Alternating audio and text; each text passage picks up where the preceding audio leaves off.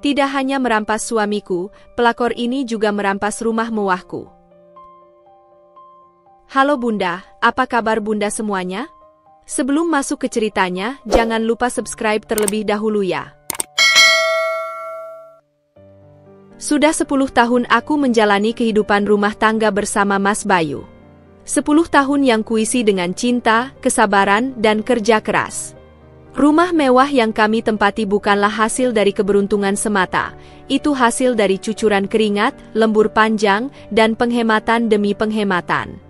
Aku menahan diri dari banyak hal seperti tidak membeli tas branded, tidak liburan ke luar negeri, hanya demi satu impian sederhana, rumah tangga yang utuh dan masa depan yang mapan. Aku percaya, jika aku setia, jika aku sabar, maka semuanya akan baik-baik saja. Tapi ternyata, aku terlalu polos untuk mengira semua itu cukup menjaga kesetiaan seseorang. Hari itu, aku baru saja selesai membersihkan ruang tengah ketika HP Mas Bayu yang tertinggal di meja bergetar. Sebagai istri, aku tak pernah punya kebiasaan mengutak-atik ponselnya. Tapi entah kenapa hari itu hatiku gelisah, perasaanku tak enak. Seolah ada bisikan halus yang menyuruhku membuka layar ponsel itu. Dan saat ku ketuk notifikasi pesan WhatsApp yang masuk, dadaku seketika terasa sesak. Nama pengirimnya, Erlin. Kalimat yang terpampang jelas di layar membuat kakiku gemetar. Mas, semalam aku masih bisa merasakan pelukmu di tubuhku. Kapan kita bisa bareng lagi? Aku kangen. Aku terduduk lemas di sofa, menatap layar yang masih menyala dengan napas terengah. Bukan karena marah, tapi karena hancur. 10 tahun aku berdiri di sampingnya, bahkan saat dia jatuh bangkrut beberapa tahun lalu, aku yang membantu bangkit. Aku yang rela menunda punya anak demi membantunya membangun bisnis. Tapi ini balasannya? Pesan mesra dari wanita lain? Wanita yang tak kukenal, tapi kini seolah hadir sebagai hantu dalam rumah tanggaku? Malam itu aku tidak tidur. Aku duduk termenung di sisi ranjang, memperhatikan wajah Mas Bayu yang tertidur lelap seolah tak berdosa. Aku menangis tanpa suara, menyeka air mata dengan punggung tangan agar tak membangunkannya. Aku ingin marah, aku ingin berteriak, tapi logika menahanku. Aku harus tenang. Aku harus tahu seberapa dalam pengkhianatan ini. Maka sejak saat itu, aku memutuskan satu hal bahwa diamku bukan tanda lemah. Diamku adalah awal dari peperangan yang tak terlihat. Keesokan harinya, aku bersikap seolah tak ada yang terjadi. Menyiapkan sarapan seperti biasa, mencium tangannya sebelum ia berangkat kerja, dan menatap punggungnya yang menjauh dengan sejuta tanya. Siapa sebenarnya Erlin? Sejak kapan mereka menjalin hubungan? Dan yang paling menyakitkan, apakah aku selama ini hanya menjadi istri formalitas, sementara hatinya telah lama ia serahkan pada perempuan lain? Dalam diam, aku mulai mengumpulkan bukti. Screenshot pesan, catatan panggilan, hingga jejak digital yang tertinggal di laptopnya. Setiap potongan itu seperti pisau yang mengoyak hatiku, tapi aku menahan semua luka itu untuk satu tujuan, membuka topeng pengkhianatan ini dan memastikan mereka berdua tak akan pernah hidup tenang setelah menyakitiku. Karena satu hal yang tidak mereka tahu adalah, saat Dinda dikhianati, Dinda tidak menangis lama-lama. Dinda akan bangkit, dan mereka akan menyesal seumur hidup. Semenjak kutemukan pesan dari Erlin di HP-nya, tingkah laku Mas Bayu mulai terasa lebih mencurigakan. Ia yang dulu selalu pulang tepat waktu, kini sering beralasan lembur. Anehnya, tak ada aroma kerja keras yang menyertainya. Dulu, jika ia pulang malam, wajahnya akan terlihat lelah, kemejanya kusut, matanya berat karena begadang. Tapi kini, ia pulang dengan tubuh segar, wangi parfum mahal yang tak pernah kupilihkan, dan senyum licik yang entah kenapa terasa sangat berbeda dari biasanya. Aku, yang selama ini begitu mempercayainya, mulai melihat celah retak di balik topeng yang selama ini kukira asli. Aku tak langsung mengonfrontasinya. Tidak. Aku terlalu terluka untuk marah dengan emosi. Aku tahu, satu-satunya cara agar aku bisa mendapatkan kebenaran adalah dengan memata-matai pria yang pernah bersumpah akan menjagaku seumur hidupnya. Maka, diam-diam aku menyewa private investigator. Aku tak pernah membayangkan harus sejauh ini, tapi apa pilihanku? Aku ingin tahu, kemana dia pergi saat lembur? Siapa yang menunggu di ujung malamnya? Dan, apakah Erlin hanya satu-satunya? Hari demi hari berlalu dalam penyiksaan batin. Aku berpura-pura bahagia, memasak makanan kesukaannya, melayaninya seperti biasa, sambil di dalam hatiku aku mengutuk setiap kebohongan yang ia ucapkan. Aku menahan tangis saat ia mencium keningku dengan bibir yang mungkin beberapa jam lalu menempel di tubuh wanita lain. Aku merasa kotor, hina, dan bodoh, tapi aku tetap bertahan, karena aku butuh bukti. 2 minggu kemudian, Piku mengirimkan hasil laporan yang membuatku nyaris tak bisa bernapas. Mas Bayu terlihat beberapa kali masuk ke sebuah apartemen mewah di pusat kota bersama Erlin. Mereka tertangkap kamera masuk ke dalam dengan tawa yang lepas, tangan yang saling menggenggam, dan pelukan yang seolah tak takut dunia. Aku menggenggam laporan itu erat-erat, tangan gemetar, mataku panas. Ternyata semua yang kurasakan selama ini benar. Ternyata intuisi seorang istri tak pernah salah. Dan ternyata, Mas Bayu bukan lagi pria yang aku kenal. Aku menatap foto-foto itu lama sekali. Ada satu foto yang membuatku ingin melempar semua barang di ruang tamu. Foto Mas Bayu sedang menyuapi Erlin di sebuah restoran Jepang yang dulu pernah kami kunjungi untuk merayakan ulang tahun pernikahan kami yang kelima. Aku ingat hari itu, aku memakai gaun merah marun, dan dia bilang aku wanita tercantik yang pernah ia lihat. Tapi kini, meja yang sama, sudut yang sama, justru dipakai untuk memadu kasih dengan wanita lain. Tak ada yang lebih menyakitkan dari itu, disingkirkan dari kenanganmu sendiri. Yang paling menyakitkan dari semuanya adalah, Mas Bayu masih sempat bersikap manis di rumah. Ia masih menanyakan kabar hariku, masih memelukku sebelum tidur, seolah-olah tak ada yang berubah. Padahal aku tahu, setiap pelukan itu palsu. Aku tahu, di balik senyumannya ada kebohongan. Dan itu membuatku muak. Tapi aku masih bertahan, karena belum waktunya aku bicara. Belum waktunya aku melawan. Tapi saat waktu itu tiba, aku bersumpah, Mas Bayu akan merasakan bagaimana rasanya ditikam dari belakang. Sama seperti aku sekarang. Hari itu, aku baru saja selesai menyiram bunga di taman depan saat ku dengar suara bel pintu rumahku berbunyi nyaring.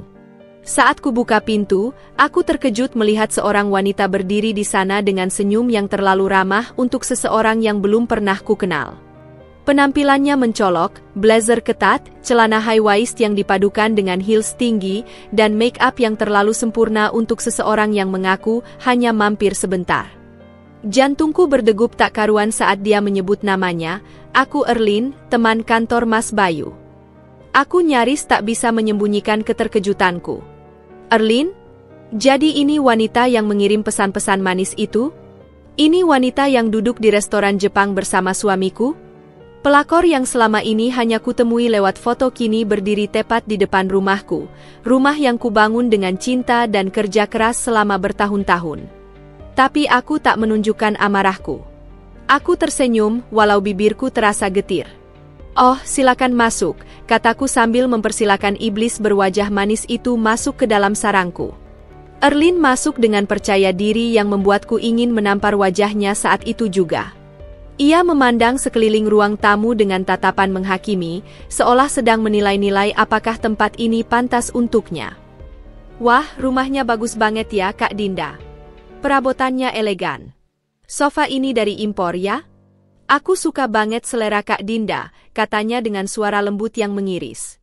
Tapi di matanya, aku menangkap sesuatu yang berbeda. Rasa puas, rasa ingin mengklaim, seolah dia sudah membayangkan diri sebagai nyonya rumah di sini. Setiap kata yang keluar dari mulutnya terasa seperti duri yang ditancapkan pelan-pelan ke dadaku. Tapi aku tetap tersenyum. Aku ingin melihat sejauh mana dia berani bermain api di hadapanku. Erlin terus bicara, menceritakan betapa sering ia dan Mas Bayu kerja bareng hingga larut malam, betapa perhatian Mas Bayu padanya di kantor, dan betapa beruntung dia punya atasan sebaik itu. Aku mendengarnya dalam diam, menggenggam erat cangkir teh yang kubuatkan untuknya agar tanganku tak gemetar. Saat dia berpamitan, dia bahkan sempat berdiri di ambang pintu dan berujar santai, nanti kalau sempat, aku mau main lagi ya ke sini. Aku suka banget suasana rumah ini. Terasa nyaman, seperti rumah sendiri. Kalimat itu bagai tamparan. Aku menatap punggungnya yang menjauh dengan mata yang membara. Wanita itu tidak hanya berani merebut suamiku, tapi juga mencoba merampas rumahku, kehidupanku, dan mungkin identitasku sebagai istri. Tapi dia lupa satu hal, aku bukan wanita lemah yang akan pasrah melihat segalanya direbut begitu saja. Sejak hari itu, aku tak lagi memandangnya hanya sebagai orang ketiga. Dia adalah musuh. Dan aku tak akan tinggal diam. Aku mulai menyusun strategi. Karena jika dia berpikir bisa hidup bahagia di atas penderitaanku, dia salah besar. Aku akan buat dia merasakan bagaimana rasanya dihancurkan dari dalam. Tapi semua akan dimulai dengan tenang, halus, dan tak terduga. Seperti teh panas yang tampak tenang di permukaan, tapi bisa membakar hingga ke dasar tenggorokan. Malam itu aku duduk sendirian di ruang tengah, lampu sengaja kupadamkan, hanya cahaya dari layar ponsel yang menerangi wajahku.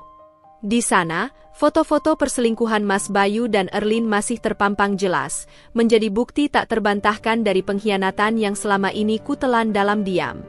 Jantungku berdetak keras, tanganku menggenggam kuat bingkai foto pernikahan kami yang terpajang di meja. Sebentar lagi, topeng itu harus dilepas. Aku sudah terlalu lelah berpura-pura. Saat Mas Bayu pulang, seperti biasa ia melempar senyum dan mencium keningku, seolah tak ada badai di antara kami. Tapi malam ini aku tak membalasnya. Aku berdiri dengan tenang, menatapnya lekat-lekat. Kita perlu bicara, ucapku datar. Ia mengernyit heran, tapi tetap mengikuti langkahku ke ruang tamu. Aku duduk di hadapannya, dan tanpa basa-basi, kutunjukkan semua bukti yang kumiliki, foto, rekaman, bahkan transkrip percakapan mereka. Ekspresi wajahnya seketika berubah. Ketakutan, lalu bertahan dalam keangkuhan. Ia mencoba menyangkal, mencoba tertawa canggung, menyebutku terlalu paranoid, dan kebanyakan nonton drama. Tapi aku tak bergeming. Jangan bohong lagi, Mas. Aku tahu semuanya. Bahkan apartemen mewah itu, yang katanya tempat rapat perusahaan, aku tahu itu milik Erlin. Suaraku tajam, nyaris bergetar oleh kemarahan yang kutahan. Untuk pertama kalinya, Mas Bayu kehabisan kata. Ia tak lagi bisa bersembunyi di balik alasan lembur, tak bisa lagi menyalahkan pekerjaan. Dan saat akhirnya ia bicara, kata-katanya menusuk lebih dalam dari apapun. Dinda, kamu itu terlalu perfeksionis. Setiap hari yang kamu pikirkan cuma rumah bersih, makanan rapi, rekening aman. Kamu nggak pernah santai. Aku capek. Aku butuh wanita yang bisa bikin aku nyaman, yang bisa ketawa tanpa harus mikirin cicilan atau masakan besok. Aku membeku. Kata-kata itu tak ubahnya palu godam yang menghancurkan fondasi rumah tangga kami. Jadi karena aku terlalu peduli? Karena aku terlalu menjaga kestabilan hidup kami? Karena aku terlalu ingin rumah ini menjadi tempat ternyaman untuknya pulang? Air mataku mengalir pelan, tapi aku tidak menangis terseduh. Tidak malam ini. Dan kamu pikir Erlin bisa memberimu itu? Wanita yang pura-pura polos di depanmu, tapi mengincar harta kita? Kamu salah, Mas. Kamu bukan dapat kenyamanan. Kamu sedang menggali lubang untuk kehancuranmu sendiri. Mas Bayu hanya terdiam, matanya menghindari tatapanku. Di dalam hatiku, ada dua sisi yang bertarung, sisi yang ingin menamparnya, dan sisi yang ingin membuktikan bahwa aku lebih kuat dari semua ini. Aku memilih yang kedua. Aku berdiri, menatapnya untuk terakhir kali malam itu dengan luka yang kubungkus dalam ketegaran. Mulai hari ini, aku bukan lagi istri yang kamu kenal.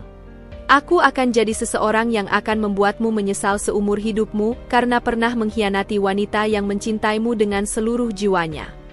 Beberapa minggu setelah konfrontasi malam itu, suasana di rumah mulai berubah. Mas Bayu makin jarang bicara padaku. Ia lebih sering menghabiskan waktunya di luar, kadang tak pulang semalaman, dengan dalih urusan pekerjaan atau proyek baru. Tapi aku tahu, semua itu hanya alibi murahan agar bisa menghabiskan waktu bersama Erlin tanpa gangguan. Rumah ini, yang dulunya penuh canda tawa, aroma masakan hangat, dan cerita kami sebelum tidur, kini berubah dingin, asing, seolah aku hanya numpang tinggal di tempat yang kubangun bersama cinta dan keringatku sendiri. Suatu siang saat aku tengah membersihkan laci dokumen, aku tak sengaja menemukan map biru bertuliskan, akta peralihan hak milik. Tangan dan tubuhku langsung gemetar. Aku membuka isinya dengan perasaan yang tak bisa kuterjemahkan, dan di sana tertera jelas nama Erlin sebagai pemilik sah rumah kami. Mataku berkaca-kaca. Nafasku tercekat. Aku membaca berulang-ulang, berharap mataku salah baca, berharap ini hanya mimpi buruk yang akan selesai saat aku membuka mata. Tapi semuanya nyata. Mas Bayu telah memindahkan hak milik rumah ini tanpa memberitahuku, bahkan tanpa izin dariku. Dia benar-benar menyerahkan semuanya kepada wanita lain, seolah aku tak pernah ada. Aku terduduk di lantai, menangis tanpa suara. Rasanya seperti ditikam dari belakang oleh orang yang selama ini paling kupercaya. Dulu, aku dan Mas Bayu bekerja keras bersama. Kami mengumpulkan uang sedikit demi membeli tanah ini, membangun rumah dari fondasi hingga jadi hunian megah yang sering dipuji banyak orang. Bahkan saat Mas Bayu kesulitan keuangan karena gagal investasi 5 tahun lalu, aku yang menutup semua lubangnya dengan tabunganku. Dan kini, semua itu dihapus hanya karena pesona sementara dari seorang pelakor murahan? Malamnya, aku menunggu Mas Bayu pulang. Aku ingin mendengarnya langsung. Saat ia masuk, wajahku basah karena air mata yang belum sempat kupersihkan. "Mas, kenapa nama rumah ini dipindah ke Erlin?" Tanyaku lirih, nyaris seperti bisikan yang ditelan angin. Tapi Mas Bayu hanya menatapku dengan dingin, seperti pria asing yang tak pernah mengenalku. "Karena kamu nggak butuh rumah ini, Din. Kamu terlalu sibuk menjaga semuanya, tapi lupa menjaga aku." Ucapannya lebih tajam dari pisau. Erlin lebih butuh rumah ini. Dia bisa memberiku ketenangan. Dia tahu gimana caranya bikin aku merasa jadi pria sejati. Aku tak percaya dengan apa yang kudengar. Jadi, semua pengorbananku dianggap angin lalu? Semua kenangan yang kami ukir bersama tak ada artinya? Aku menatapnya, menahan tangis yang hampir meledak. Rumah ini bukan cuma soal batu dan semen, Mas. Ini tempat kita membangun hidup. Dan kamu menjualnya demi perempuan yang bahkan belum kamu kenal seutuhnya. Tapi ia hanya mengangkat bahu, lalu masuk ke kamar tanpa berkata apa-apa lagi. Malam itu aku sadar, aku benar-benar sendirian. Rumah yang selama ini menjadi tempat berlindungku kini bukan milikku lagi. Ia sudah menjadi milik wanita yang merebut segalanya dariku, tanpa rasa malu, tanpa hati. Tapi aku berjanji dalam hati, ini belum akhir. Jika mereka pikir aku akan pergi begitu saja, mereka belum tahu siapa Dinda sebenarnya. Aku akan berdiri, meski lututku gemetar. Karena satu hal yang tak akan pernah bisa mereka curi dariku adalah harga diriku. Dan saat waktunya tiba, mereka akan menyesali hari ketika mereka meremehkanku. Hari itu langit tampak kelabu, seakan turut merasakan hancurnya dunia yang selama ini kubangun dengan cinta. Aku baru selesai menyiram bunga-bunga di taman kecil depan rumah. Taman yang dulu kubuat sendiri dengan penuh semangat agar rumah ini terasa hangat. Tapi siapa sangka, hari itu akan menjadi hari terakhirku menyentuh tanah halaman rumahku sendiri. Sekitar pukul 5 sore, bel rumah berbunyi. Aku tak menyangka akan menemukan Erlin berdiri di depan pintu dengan senyum penuh kemenangan. Ia mengenakan dress krem ketat dan high heels mahal, memamerkan citra seolah-olah dia pemilik rumah ini. Di tangannya, ada map merah dan amplop putih. Aku hanya diam, menatapnya dengan pandangan tajam namun tenang. "Ada perlu apa kamu kesini?" Tanyaku tanpa menyembunyikan rasa muak. Namun jawaban Erlin membuatku membeku. "Aku hanya ingin menyerahkan surat pengalihan hak properti ini secara resmi, Kak Dinda. Kamu bisa baca sendiri. Mulai hari ini, rumah ini sah milik aku." Ucapannya begitu ringan, seolah ia baru saja membeli sepotong roti di warung, bukan merebut atap kepala seorang istri. Ia mengangkat alis dan menyunggingkan senyum sinis. "Oh iya Kak, Mas Bayu juga sudah setuju kok. Jadi kupikir, kamu bisa segera mengemasi barang-barangmu." Darahku seperti berhenti mengalir. Tanganku gemetar saat kusambar map merah itu. Mataku menelusuri setiap kata dalam surat itu, mencoba mencari celah, mencoba menolak kenyataan yang menghantam seperti gelombang besar. Tapi semuanya sah. Tertanda tangan Mas Bayu. Semua sudah diproses secara legal. Di saat itu juga, rumah yang kubangun dengan cinta, pengorbanan, dan kerja keras, secara hukum bukan milikku lagi. Mas Bayu muncul dari arah belakang, wajahnya datar, bahkan tak berani menatap mataku. Dinda, lebih baik kamu pergi dulu. Kita semua butuh ruang. Suaranya hampa, tanpa jiwa. Seolah aku ini hanya masalah yang harus disingkirkan, bukan wanita yang telah menemaninya dari nol, yang selalu memperjuangkan rumah tangga mereka bahkan saat hatinya sendiri hancur. Air mataku jatuh. Tapi bukan karena aku lemah. Bukan karena aku takut kehilangan rumah. Tangis itu datang karena sakitnya dikhianati oleh dua orang yang paling tak tahu diri, seorang suami yang lupa pada janji sucinya, dan seorang perempuan murahan yang merasa pantas duduk di tempat yang bukan miliknya. Aku berjalan ke kamarku, mulai memasukkan baju ke koper tanpa sepatah kata. Bukan karena tak ingin bicara, tapi karena setiap kata yang ingin kuucapkan tercekat oleh rasa sakit yang terlalu dalam. Di ruang tamu, Erlin duduk santai di sofa, memainkan remote TV sambil tertawa kecil, seolah aku ini hanya art yang akan segera dipecat. Saat aku melangkah keluar rumah sambil menenteng koper, aku berhenti di depan pintu. Kupalingkan wajahku ke arah mereka. Simpan baik-baik rumah itu. Karena suatu hari, kalian akan sadar, tidak ada istana yang berdiri kokoh di atas reruntuhan air mata dan pengkhianatan. Aku tak menunggu reaksi mereka. Aku pergi dengan kepala tegak, meski hatiku runtuh berkeping-keping. Hari itu, aku tidak hanya kehilangan rumah. Aku kehilangan kepercayaan, harga diri, dan seseorang yang selama ini kuanggap belahan jiwa. Tapi saat pintu rumah itu kututup untuk terakhir kalinya, aku bersumpah dalam hati, mereka boleh menendangku keluar, tapi mereka tak akan pernah bisa membunuh semangatku untuk bangkit. Langit kota terlihat lebih gelap dari biasanya saat aku menatap jendela apartemen kecil yang baru kusewa. Tempat ini jauh dari kata mewah, bahkan dapurnya hanya cukup untuk satu orang bergerak. Dindingnya berjamur, lantainya retak di sana-sini, dan suara bising dari jalanan nyaris tak pernah berhenti. Tapi anehnya, untuk pertama kalinya sejak lama, aku merasa bebas. Tak ada lagi sandiwara. Tak ada lagi pura-pura bahagia di rumah besar yang kini dikuasai wanita murahan dan suami berhati busuk. Di sini, aku bisa menangis sepuasnya tanpa takut dinilai. Di sini juga, aku mulai merangkai kembali puing-puing harga diriku, dan menata satu rencana besar, balas dendam. Kupandangi koper-koper yang masih belum kubongkar, kemudian duduk di depan laptopku. Tanganku gemetar saat mulai membuka folder-folder data yang dulu kupegang sebagai istri Mas Bayu, file keuangan, akses email, bahkan laporan proyek kerja yang pernah ia banggakan padaku. Saat dia sibuk berselingkuh dan mementingkan kebahagiaannya dengan Erlin, ia lupa satu hal kalau aku adalah wanita yang tahu setiap celah kelemahannya. Ia mungkin bisa menipuku sebagai istri, tapi ia tak akan bisa menipu aku sebagai mantan rekan kerja dan pendamping hidup yang ikut membangun semuanya dari awal. Malam itu aku begadang hingga dini hari. Kubaca laporan demi laporan. Kubuka data transfer rekening yang janggal. Dan semakin dalam aku menggali, semakin jelas betapa kotornya cara hidup Mas Bayu selama ini.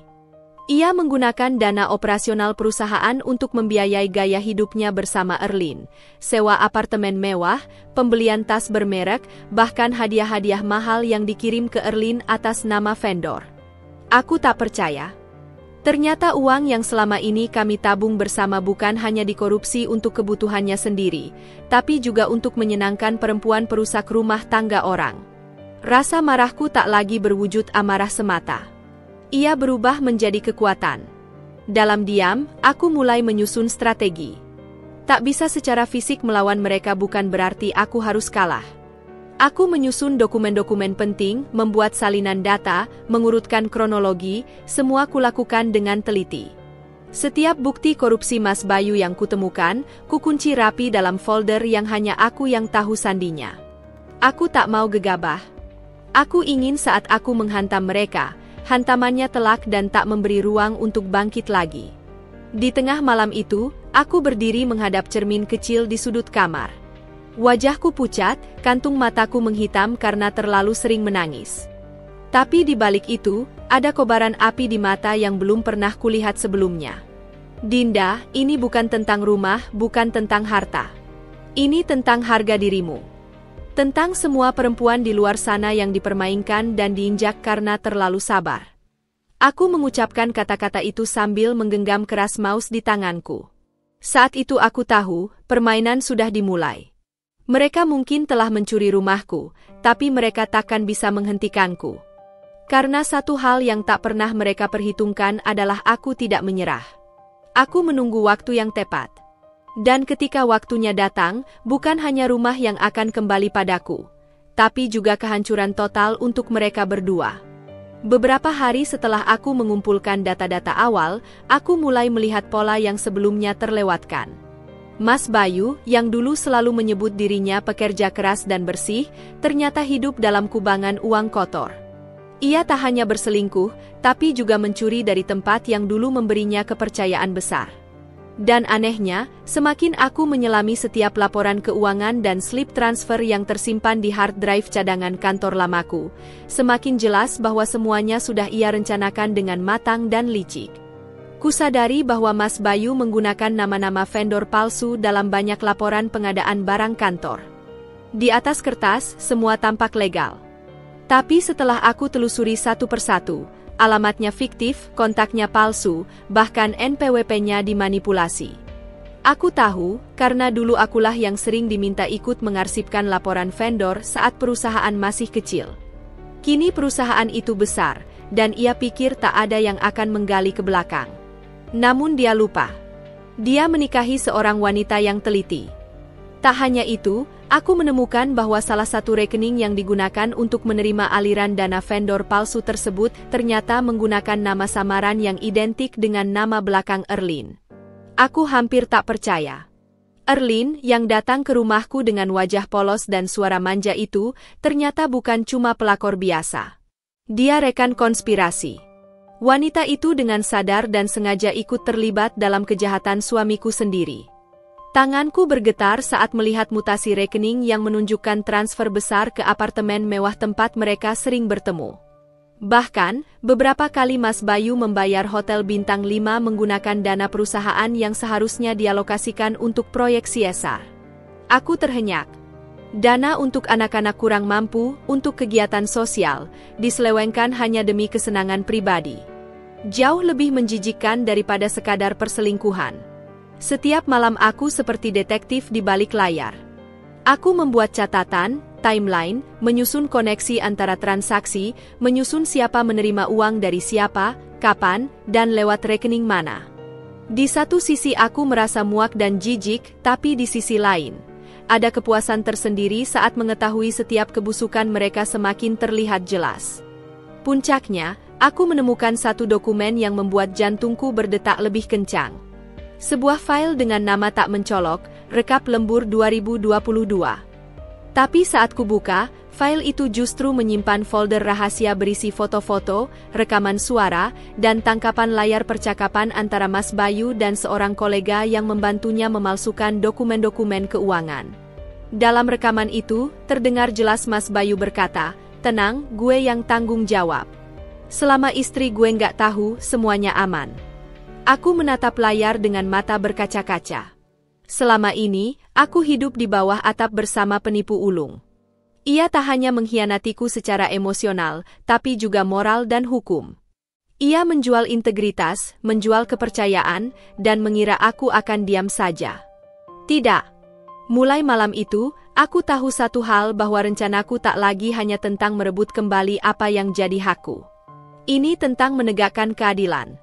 Aku tak akan biarkan orang seperti Mas Bayu dan Erlin bebas melenggang setelah merusak hidupku. Aku akan bawa semua ini ke tangan yang tepat. Dan saat waktunya tiba, semua rahasia kelam mereka akan terbuka lebar, di hadapan hukum dan di hadapan dunia. Pagi itu, aku bangun lebih awal dari biasanya. Matahari belum menampakkan diri, tapi hatiku sudah dipenuhi keberanian yang tak lagi bisa ditahan. Semua bukti yang telah kukumpulkan selama berminggu-minggu, rekaman suara, tangkapan layar, laporan mutasi rekening, dan alur keuangan yang kususun rapi, sudah tersimpan dalam satu flash disk kecil. Bentuknya sederhana, hanya seukuran jari kelingking, tapi isinya bisa menghancurkan kehidupan yang telah dibangun Mas Bayu dengan penuh kebohongan. Hari ini, Aku akan kirimkan semuanya ke dewan direksi perusahaan tempat dia bekerja. Dan aku tak akan mundur. Tanganku sempat gemetar saat menyusun email pengaduan. Dalam tubuhku masih ada sisa trauma. Aku pernah mencintai Mas Bayu sepenuh hati, mempercayainya sebagai lelaki yang akan melindungiku. Tapi hari-hari penuh air mata yang kulewati sendiri di apartemen sempit itu telah mengubahku. Aku bukan lagi Dinda yang diam dan pasrah. Aku adalah Dinda yang tahu caranya berdiri, bahkan setelah dijatuhkan. Klik. Email itu terkirim. Kutatap layar selama beberapa detik, memastikan tak ada kesalahan. Setelah itu, tak ada yang bisa kulakukan selain menunggu. Tapi aku tahu, dengan bukti sekuat itu, hanya masalah waktu sebelum segalanya meledak. Dan ledakan itu datang lebih cepat dari dugaanku. 3 hari kemudian, kabar itu menyebar bak petir di tengah siang bolong. Mas Bayu dipanggil oleh direksi. Ia keluar dari ruang rapat dengan wajah pucat, langkahnya gontai, dan teleponnya terus berdering tanpa henti. Aku tahu karena ada teman lamaku yang masih bekerja di kantor itu, dan dia langsung mengirimkan kabar padaku sambil berkata, "Dinda, kamu luar biasa." Bayu tampak seperti orang yang baru saja dihantam truk. Dia bahkan tak bisa bicara apa-apa saat ditunjukkan bukti-bukti korupsi itu. Tak sampai seminggu, Mas Bayu dipecat secara tidak hormat. Namanya langsung dicoret dari daftar pengurus inti perusahaan. Mobil dinasnya ditarik, gaji terakhirnya dibekukan, dan yang paling menghancurkan, kasusnya dilimpahkan ke pihak berwajib. Aku tak bisa menahan senyum saat membaca berita online yang menampilkan namanya sebagai tersangka dugaan penyelewengan dana operasional. Dulu dia bangga sekali setiap kali namanya muncul di majalah bisnis. Sekarang, namanya muncul dengan embel-embel kriminal. Sementara itu, Erlin mulai panik. Semua fasilitas mewah yang selama ini ia nikmati mulai menghilang satu persatu. Apartemen tempat mereka berselingkuh tak lagi dibayar. Kartu kredit yang digunakan untuk berbelanja barang-barang mewahnya diblokir. Dan, yang paling menyakitkan bagi perempuan materialistis, sepertinya tidak ada lagi pesta makan malam di restoran mahal atau hadiah-hadiah dari brand terkenal. Dari jauh, aku menyaksikan semuanya runtuh seperti istana pasir tersapu ombak. Ada rasa puas yang tak bisa digambarkan dengan kata-kata. Bukan karena balas dendamku berhasil, tapi karena keadilan akhirnya bekerja. Karena orang-orang yang dulu menginjakku, kini merasakan bagaimana rasanya hidup di bawah bayang-bayang kehancuran. Tapi aku belum selesai. Aku tahu, karma belum selesai menuntaskan tugasnya. Dan aku, belum selesai menuntaskan milikku. Aku kira aku sudah tahu segalanya tentang Erlin, pelakor, penjilat, dan wanita bermuka dua yang tega menghancurkan rumah tangga orang lain. Tapi rupanya, semesta masih menyimpan kejutan lain untukku. Suatu malam saat aku sedang menikmati teh hangat di balkon apartemen, sahabat lamaku, Nia, menghubungiku. Suaranya terdengar serius, hampir seperti berbisik, padahal kami berbicara lewat telepon. "Din, kamu nggak akan percaya siapa pacar aslinya Erlin," katanya. Jantungku berdegup tak karuan. Ternyata, Erlin selama ini menjalin hubungan gelap juga dengan pria lain, seorang pengusaha ekspor-impor yang jauh lebih kaya daripada Mas Bayu. Namanya Reza, duda beranak satu yang kabarnya sedang mencari istri muda. Nia mengenalnya karena Reza adalah klien tetap di kantor tempatnya bekerja. Yang mengejutkan, Reza percaya bahwa Erlin adalah janda kaya yang baru menjual bisnis warisan orang tuanya. Ia benar-benar termakan cerita bohong Erlin yang penuh bumbu. Wanita itu hidup dari kebohongan dan manipulasi, seolah menjadikan setiap pria sebagai tangga untuk naik ke level berikutnya. Saat aku tahu ini, alih-alih marah, aku justru tersenyum. Jika Mas Bayu merasa dirinya pria hebat karena berhasil direbut Erlin, maka kenyataannya dia hanya salah satu korban dari daftar panjang kebohongan wanita itu. Ia bukan pemenang, ia hanya pion yang dipakai dan dibuang. Tapi aku tidak berhenti sampai di situ. Aku tahu, kebusukan harus dibongkar sampai ke akar. Dan aku tahu caranya. Lewat koneksi Nia, aku mengirimkan email anonim ke Reza. Di dalamnya, aku sertakan bukti tangkapan layar percakapan mesra antara Erlin dan Mas Bayu, foto-foto mereka di apartemen, dan beberapa rekaman suara Erlin menyebut Reza hanya sebagai ATM berjalan.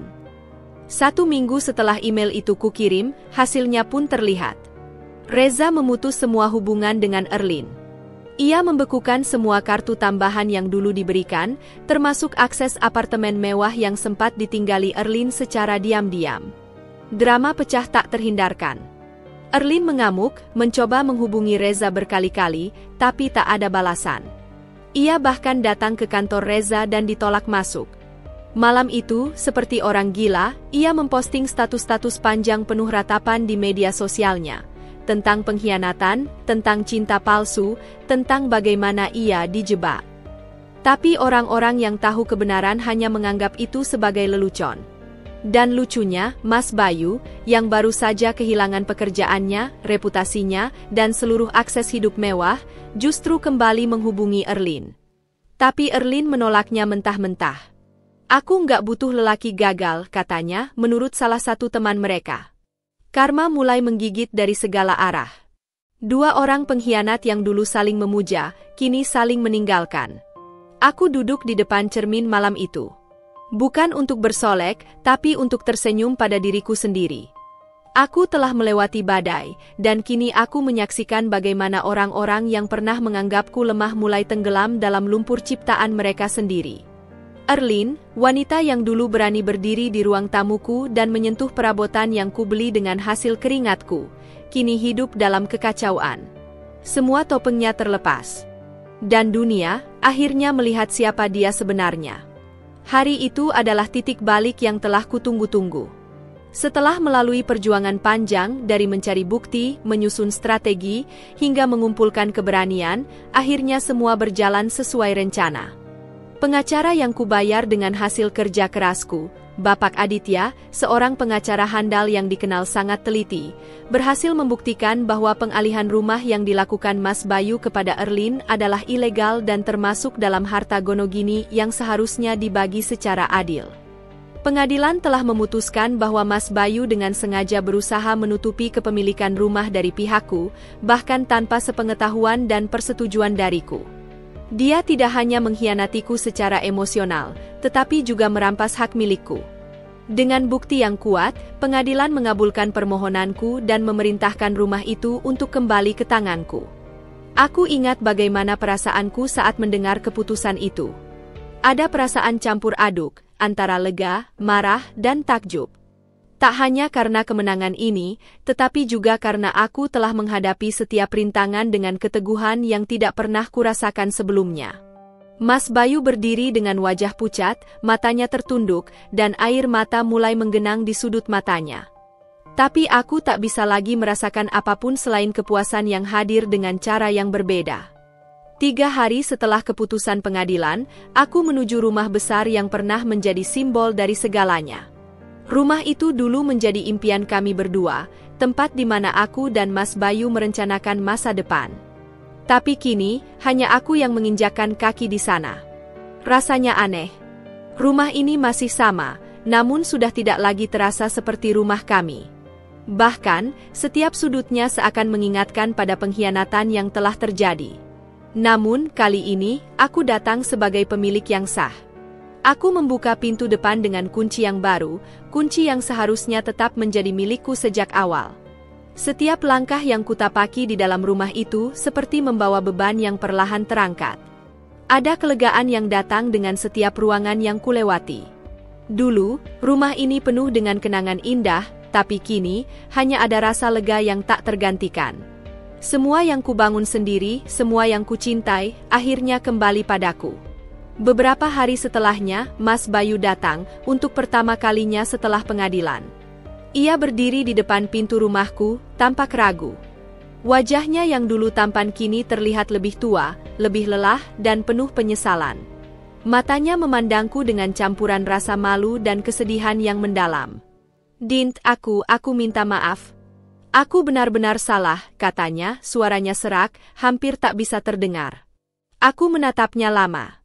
Betapa sakitnya melihat seseorang yang pernah sangat aku cintai kini berada di hadapanku, merengek dengan segala penyesalan yang terlambat. Di hadapan rumah yang sudah kembali menjadi milikku, Mas Bayu tidak bisa lagi berkata banyak. Semua kebohongannya, semua pengkhianatannya, kini terbayar dengan kehilangan yang tak akan pernah bisa dia perbaiki. Aku sudah terlalu lama bertahan, Mas, kataku pelan, tapi penuh ketegasan. Aku sudah terlalu banyak memberi kesempatan.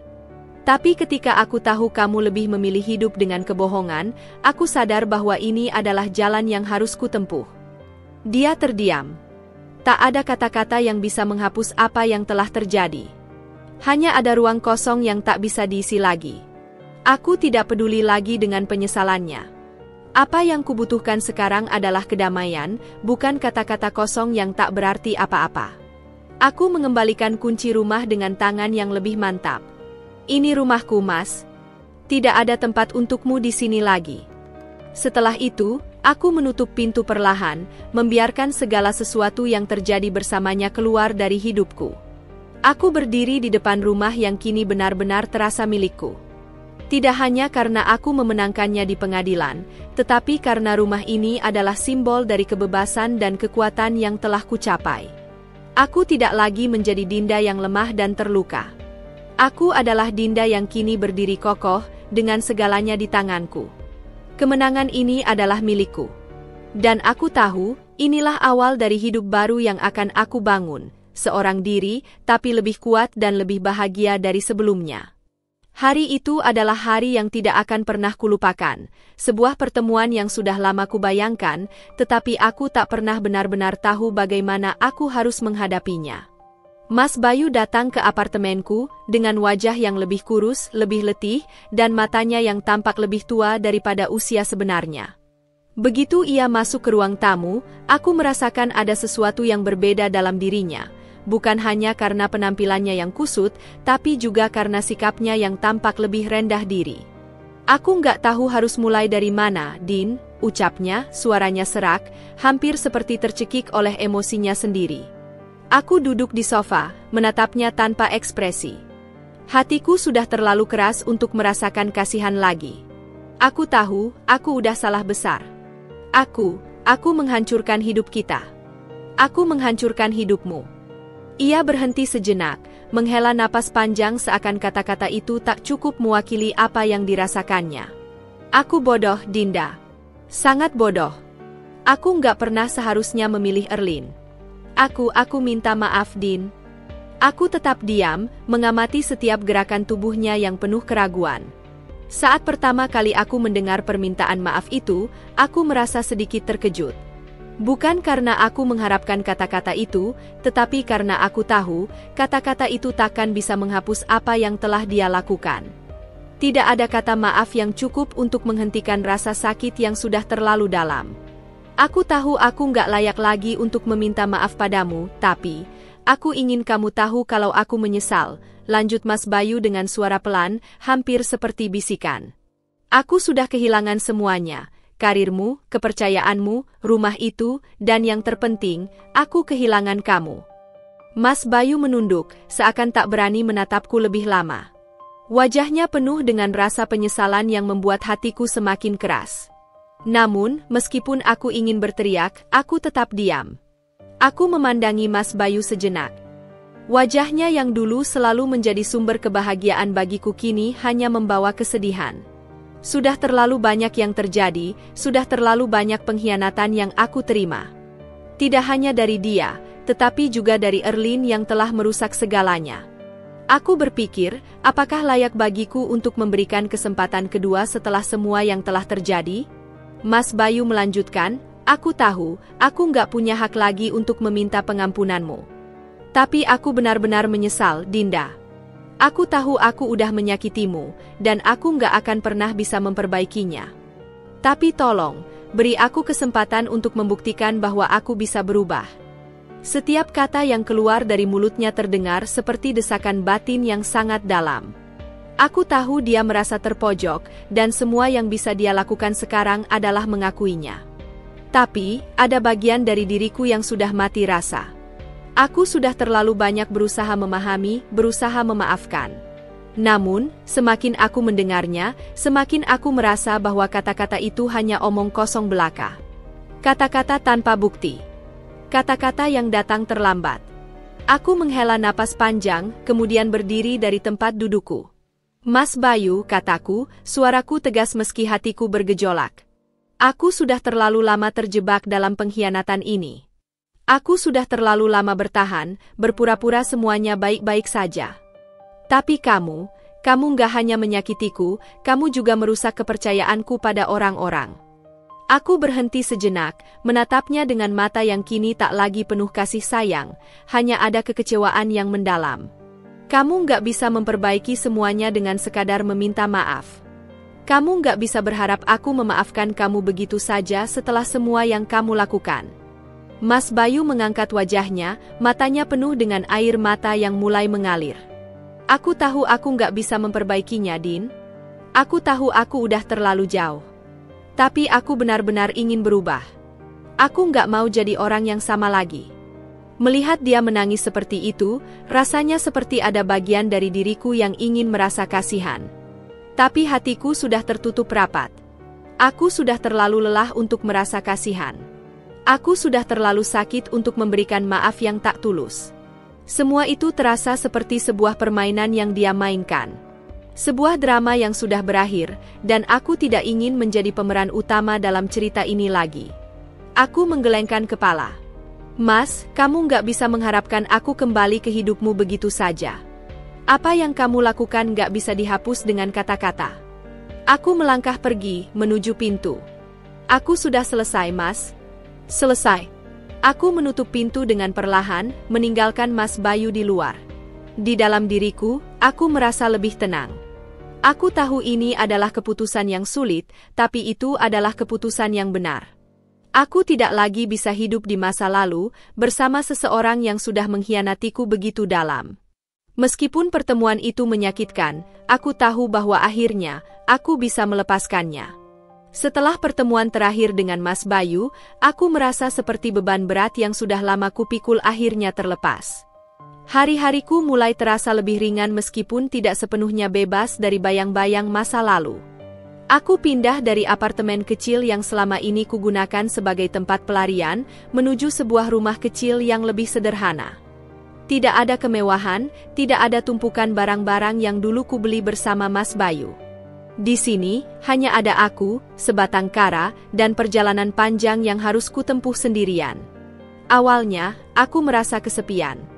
Tidak ada lagi kebiasaan duduk bersama, berbicara tentang rencana masa depan yang kini terasa seperti sebuah kenangan yang jauh dan tak terjangkau.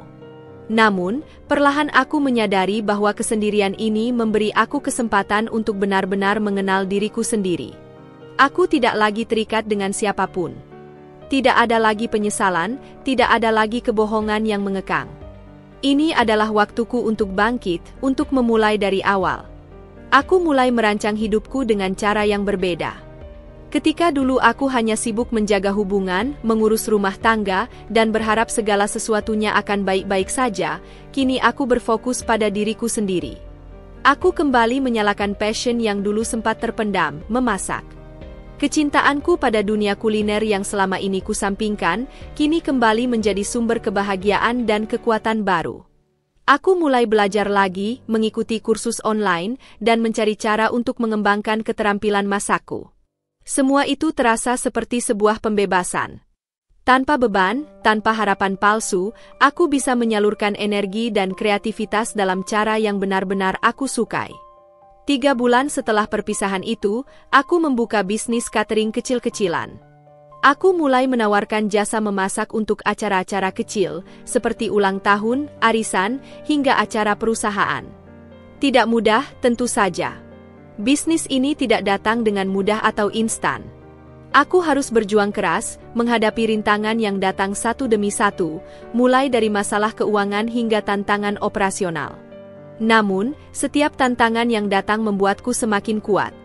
Aku belajar untuk tidak lagi menghindar dari kesulitan, melainkan menghadapinya dengan penuh keyakinan. Kepercayaan diriku yang dulu hilang perlahan kembali terbentuk. Aku mulai melihat hasil dari jerih payahku.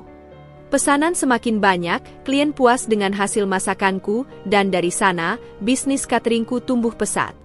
Aku mulai mengajak beberapa teman yang juga ingin bekerja di bidang kuliner untuk bergabung. Kami bekerja sama, saling mendukung, dan saling membantu untuk mewujudkan impian yang lebih besar. Ini adalah hidup baru yang kubangun dengan tanganku sendiri, tanpa bantuan siapapun, tanpa campur tangan orang lain. Sukses kecil demi sukses besar mulai menghampiriku. Aku merasa bangga, bukan karena uang atau status, tetapi karena aku berhasil membuktikan bahwa aku bisa bertahan dan meraih kebahagiaan meski tanpa Mas Bayu, meski tanpa rumah mewah yang dulu menjadi simbol dari segala yang kami impikan bersama. Aku bisa membangun hidup baru dengan tangan dan usaha sendiri. Ini adalah perjalanan yang kutempuh dengan penuh pengorbanan dan tekad yang tak tergoyahkan. Hidupku mulai lebih seimbang. Aku belajar untuk mencintai diriku sendiri, untuk memberikan penghargaan atas setiap langkah yang kutempuh, bahkan jika itu adalah langkah kecil. Aku kembali menemukan kebahagiaan yang bukan berasal dari luar diriku, melainkan dari dalam hati. Aku tidak lagi terikat oleh masa lalu yang penuh luka, dan aku sadar bahwa segala sesuatu yang terjadi, termasuk pengkhianatan yang pernah kurasakan, hanya membawa aku pada sebuah tujuan yang lebih baik. Aku tidak akan pernah menjadi Dinda yang dulu. Aku telah berubah menjadi seseorang yang lebih kuat, lebih mandiri, dan lebih percaya diri. Salah satu momen yang membuatku merasa sangat bangga adalah ketika aku berhasil melunasi semua utang yang sempat kubebani. Aku ingat betul bagaimana dulu, sebelum perceraian, aku merasa terhimpit oleh tekanan finansial yang cukup berat. Namun, dengan tekad dan usaha keras, akhirnya aku mampu mengatur keuangan dan keluar dari segala kesulitan itu. Itu adalah pencapaian yang sangat berarti bagiku, karena bukan hanya berarti kebebasan finansial, tetapi juga kebebasan emosional. Aku tidak lagi bergantung pada siapapun. Meski begitu, perjalanan ini tidak sepenuhnya tanpa tantangan. Aku kadang merasa lelah dan putus asa, terutama ketika bisnis tidak berjalan lancar, atau ketika aku merasa terlalu lama terjebak dalam rutinitas yang monoton. Tapi setiap kali itu terjadi, aku selalu mengingat betapa jauh aku sudah melangkah. Aku mengingat bagaimana aku pernah merasa terjebak dalam pernikahan yang penuh kebohongan, bagaimana aku dulu merasa tidak punya jalan keluar.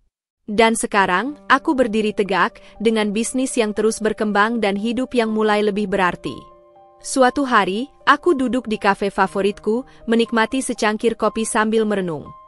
Aku tersenyum kecil pada diriku sendiri, merasa bersyukur untuk segala yang telah terjadi. Tidak ada penyesalan, hanya rasa terima kasih pada setiap langkah yang sudah kutempuh. Aku sadar bahwa hidup ini memang penuh dengan liku-liku, tapi setiap liku itu membentuk siapa aku sekarang, seorang wanita yang lebih kuat, lebih mandiri, dan lebih siap menghadapi apapun yang datang. Ini adalah hidup baruku, dan aku siap untuk menjalani segala hal baru yang akan datang. Tanpa Mas Bayu, tanpa pengkhianatan, tanpa rasa sakit. Kini, aku adalah Dinda yang telah menemukan jalan kebahagiaannya sendiri. Dan itu adalah kebahagiaan yang tak ternilai harganya. Setelah perpisahan dengan Mas Bayu, hidupku seakan memasuki babak baru yang penuh dengan harapan. Bisnis catering yang kutangani semakin berkembang, dan aku mulai merasakan kenyamanan dalam rutinitasku yang kini lebih terstruktur. Aku menyadari bahwa setiap hari adalah kesempatan baru untuk membuat hidupku lebih berarti, dan aku tidak akan lagi membiarkan masa lalu mengendalikan langkahku.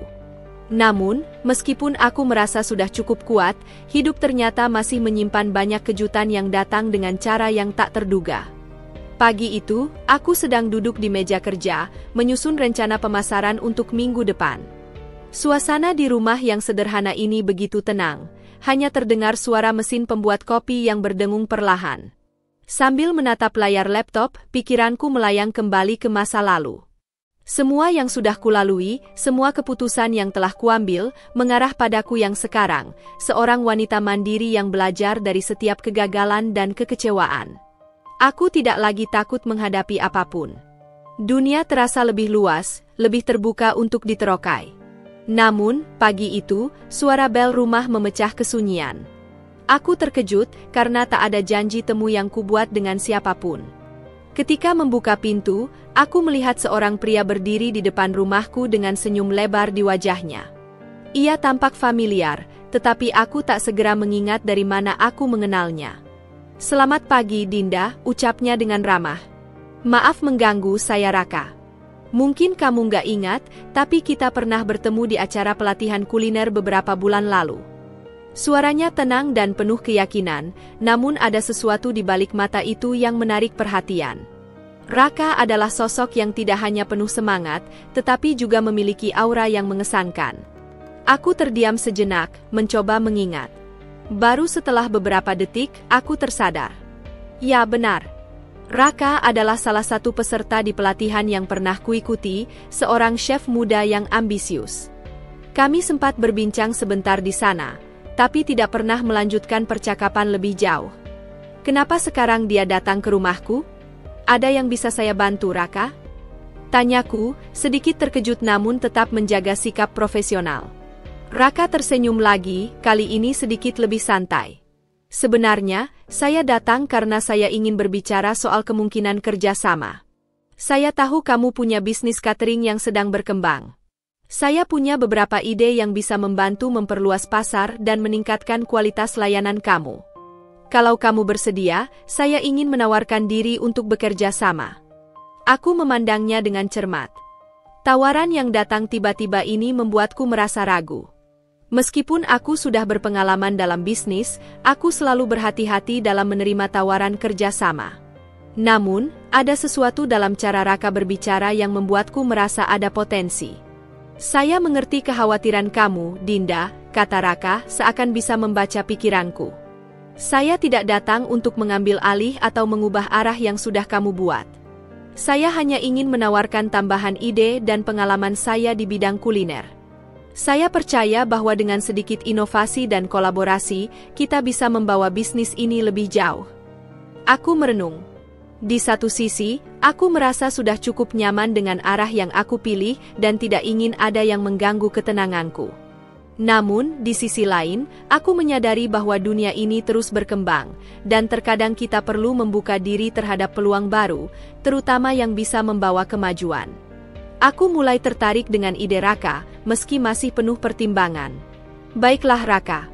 Saya setuju untuk mendengarkan lebih lanjut tentang ide kamu," jawabku akhirnya, membuka sedikit pintu kesempatan. "Kita bisa duduk dan berdiskusi lebih dalam." Raka tersenyum lebar. "Terima kasih, Dinda. Saya yakin ini akan menjadi awal dari sesuatu yang luar biasa." Hari itu kami mulai berbicara lebih serius tentang kemungkinan kerjasama. Raka tidak hanya berbicara tentang ide-idenya dalam hal bisnis, tetapi juga berbagi pengalaman dan pandangannya tentang dunia kuliner yang semakin berkembang. Kami menemukan banyak kesamaan dalam cara berpikir dan visi yang ingin kami capai, dan perlahan aku mulai merasa yakin bahwa kolaborasi ini bisa membawa keuntungan bagi kedua belah pihak. Namun, yang lebih penting, aku mulai merasakan ketertarikan yang tidak bisa kubendung. Ada sesuatu dalam diri Raka yang menarik perhatianku, kepercayaan dirinya, cara dia berbicara, dan dedikasinya terhadap dunia kuliner. Meski aku sudah berjanji pada diriku untuk tidak terburu-buru dalam hal apapun yang berhubungan dengan hubungan pribadi, aku tidak bisa mengabaikan perasaan yang mulai muncul di dalam hati. Mungkin, ini adalah peluang baru yang bukan hanya berhubungan dengan bisnis, tetapi juga dengan kehidupanku yang baru. Seiring berjalannya waktu, kerja sama kami mulai menunjukkan hasil yang menggembirakan. Bisnis cateringku berkembang lebih pesat, dan kami mulai memperkenalkan layanan baru yang menarik perhatian banyak orang. Raka membantu dalam hal pemasaran dan inovasi menu, sementara aku tetap fokus pada kualitas dan pelayanan. Kami menjadi tim yang solid, saling mendukung dan menghargai. Namun, di balik keberhasilan bisnis yang semakin maju, aku mulai menyadari bahwa perasaanku terhadap Raka semakin berkembang. Ada sesuatu yang lebih dalam yang muncul setiap kali aku berada di dekatnya, sesuatu yang lebih dari sekadar profesionalisme. Tapi, meskipun aku merasakannya, aku tetap berhati-hati. Aku tidak ingin terburu-buru lagi, terutama setelah apa yang telah terjadi di masa lalu. Namun, hidup kadang memberikan kejutan-kejutan yang tak terduga. Ketika aku mulai merasa nyaman dengan rutinitasku yang baru, Raka mengungkapkan perasaannya padaku suatu malam setelah pertemuan bisnis. Ia menatapku dengan tatapan yang penuh arti dan tiba-tiba berkata, "Dinda, aku tahu kita baru bekerja bersama beberapa waktu, tapi aku ingin kamu tahu bahwa aku sangat menghargai dirimu, bukan hanya sebagai rekan kerja, tetapi juga sebagai wanita yang luar biasa. Aku tidak tahu apa yang akan terjadi, tapi aku ingin lebih dekat denganmu." Aku terdiam, terkejut dengan pengakuannya. Hatiku berdebar, dan untuk pertama kalinya dalam waktu yang lama, aku merasa kebingunganku kembali hadir. Apakah ini kesempatan yang tepat untuk membuka hati lagi? Aku tidak tahu, tetapi aku tahu satu hal. Aku siap untuk menghadapi apapun yang datang. Minggu-minggu setelah keputusan untuk bekerja sama dengan Raka, hidupku semakin berubah dengan cepat. Bisnis cateringku berkembang lebih pesat, dan semakin banyak orang yang mempercayakan acara mereka kepadaku. Raka, yang awalnya hanya rekan kerja, mulai menjadi sosok yang sangat berarti dalam hidupku. Kami semakin sering bekerja bersama, saling bertukar ide dan pendapat. Waktu-waktu kami habiskan bersama di dapur, mempersiapkan hidangan untuk klien, semakin terasa seperti kebersamaan yang lebih dari sekadar hubungan profesional. Ada sesuatu yang berbeda dalam diriku. Aku yang dulu merasa ragu untuk membuka hati, kini mulai merasakan bahwa mungkin inilah waktunya untuk melangkah lebih jauh. Keberhasilan dalam bisnis ini membawa rasa kepuasan tersendiri, tetapi di balik itu, ada kehangatan yang mulai tumbuh antara aku dan Raka. Suatu malam setelah selesai mempersiapkan acara besar, kami duduk bersama di ruang belakang restoran kecil kami, menikmati secangkir teh hangat. Hening sejenak, hanya terdengar suara detak jam di dinding. Raka tiba-tiba memecah keheningan. "Dinda," katanya, sambil menatapku dengan tatapan serius, "aku ingin berbicara tentang sesuatu yang penting." Aku menatapnya dengan penuh perhatian, merasakan ada sesuatu yang berbeda dalam suaranya. Biasanya, ia selalu berbicara dengan penuh keyakinan, tetapi kali ini, ada kelembutan yang tak biasa. "Apa itu, Raka?" Ia tersenyum tipis, tetapi ada kehangatan yang terlihat di matanya. Aku merasa ada yang lebih dari sekadar kerja sama antara kita. Aku mulai merasa bahwa kita bisa lebih dari sekadar rekan bisnis. Aku tidak tahu apakah kamu merasakannya juga, tapi aku ingin memberitahumu bahwa aku tertarik padamu, Dinda. Perkataannya menggema di dalam hatiku. Selama ini, aku sudah mulai merasakan perasaan yang sama, tetapi aku tak pernah berani mengungkapkannya. Aku takut jika aku terbuka, aku akan mengacaukan hubungan profesional kami yang sudah begitu baik. Namun, saat itu, ada perasaan yang tak bisa kutahan lagi. Kejujuran dalam setiap kata Raka membuatku merasa nyaman, seperti menemukan seseorang yang benar-benar mengerti diriku. Aku menarik napas dalam-dalam, mencoba menenangkan hati yang berdebar. "Aku juga merasakan hal yang sama, Raka," jawabku dengan suara yang sedikit bergetar. "Tapi aku takut kita bisa merusak segalanya. Kita sudah bekerja keras untuk membangun bisnis ini, dan aku tidak ingin perasaan ini merusaknya." Raka menatapku dengan tatapan lembut, seolah memahami ketakutanku. "Aku mengerti, Dinda. Aku juga tidak ingin terburu-buru. Kita bisa mulai dengan perlahan. Kita bisa terus bekerja bersama, dan jika memang ini jalan yang benar, kita akan tahu." Ada rasa lega yang mengalir dalam diriku setelah mendengar kata-kata Raka. Seperti sebuah beban yang terangkat dari pundakku. Kami sepakat untuk mengambil waktu dan tidak terburu-buru, membiarkan perasaan itu berkembang secara alami. Sejak saat itu, hubungan kami semakin erat, tetapi tetap profesional. Kami fokus pada bisnis yang semakin berkembang, sementara hubungan pribadi kami tumbuh tanpa tekanan. Namun, perjalanan ini tidak selalu berjalan mulus. Seiring berjalannya waktu, tantangan demi tantangan muncul. Aku harus lebih banyak menghadapi klien yang menuntut dan menyesuaikan bisnis dengan permintaan pasar yang terus berubah. Di sisi lain, hubungan kami juga semakin diuji. Kadang-kadang, aku merasa cemas apakah aku membuat keputusan yang tepat untuk membiarkan perasaan pribadi terlibat dalam urusan profesional. Tetapi setiap kali rasa cemas itu muncul, aku selalu teringat betapa besar dukungan dan kepercayaan yang diberikan oleh Raka. Ada malam-malam ketika kami bekerja hingga larut malam, hanya untuk memastikan segala sesuatunya berjalan lancar. Kami berbicara tentang impian dan harapan kami, bukan hanya tentang masa depan bisnis, tetapi juga tentang kehidupan pribadi kami. Raka sering mengingatkanku untuk tidak terlalu keras pada diriku sendiri, untuk menikmati proses dan tidak terlalu fokus pada hasil. Aku yang dulu selalu merasa tertekan dan terburu-buru, kini belajar untuk lebih sabar, menikmati setiap langkah yang kuambil. Namun, di luar hubungan kami, aku juga mulai menyadari adanya perubahan dalam diriku yang lebih mendalam. Aku tidak lagi merasa seperti wanita yang rapuh dan tergantung pada orang lain. Aku tidak lagi menunggu seseorang untuk memberikan kebahagiaan atau keamanan. Aku menyadari bahwa kebahagiaan itu harus datang dari dalam diriku sendiri, dan jika aku menemukan seseorang yang bisa mendukung dan menghargai siapa aku adanya, itu adalah bonus yang sangat berarti. Raka adalah sosok yang mendukungku untuk menjadi versi terbaik dari diriku sendiri, bukan karena dia merasa terikat, tetapi karena dia melihat potensiku. Sebuah pagi, setelah kami menyelesaikan acara catering yang cukup besar, Raka mengajakku untuk berjalan-jalan ke taman di dekat restoran. Udara pagi yang segar mengalir ke wajahku, dan suasana tenang itu memberikan rasa kedamaian yang jarang kurasakan. Kami berjalan berdampingan, berbicara ringan tentang segala hal. Ketika sampai di sebuah bangku taman, Raka berhenti dan menatapku.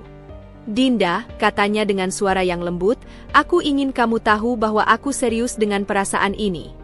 Aku tidak ingin menjadi seseorang yang hanya lewat begitu saja dalam hidupmu. Aku ingin berjalan bersamamu, bukan hanya dalam bisnis, tetapi juga dalam kehidupan."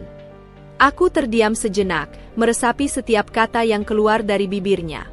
Dalam hatiku, aku merasa damai. Untuk pertama kalinya setelah sekian lama, aku merasa bahwa aku tidak sendirian.